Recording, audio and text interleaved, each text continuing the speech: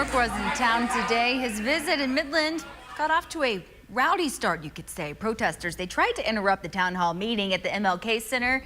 There was a lot of yelling, and at least one woman was pushed out of the meeting.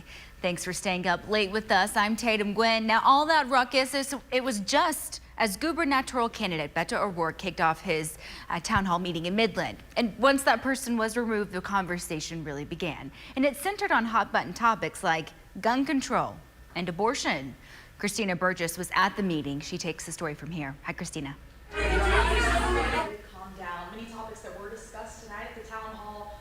As voters were in the crowd, they asked O'Rourke about immigration, our schools, and he also promised job security for those in oil and gas. The tall city, one stop of 49 across the Lone Star State for gubernatorial candidate Beto O'Rourke. You saw it in the number of people who turned out here tonight on a Wednesday evening. We were standing room only here and talking about the things that are most important in Midland. And as for what was most important to those in attendance, many asked about gun laws in the light of Uvalde. Defend the Second Amendment while doing a far better job of protecting the lives of the people in our lives, right? Can we agree on that much? And O'Rourke says public safety is his top priority. As governor, I'm going to make public safety, supporting our police, and reducing violence my #1 priority. We've got to get to common sense gun legislation like universal background checks and red flag laws. Defend the Second Amendment, but do a better job of protecting the lives of the people in our community.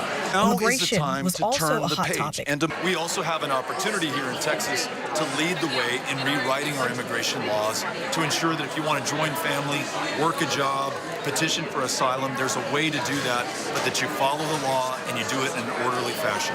He promised job security, especially for the industry that drives our region, oil and gas. First and foremost, jobs, especially energy jobs, protecting the oil and gas jobs that we have here, but also making sure that we own the future of this energy revolution globally, have it headquartered right here in West Texas.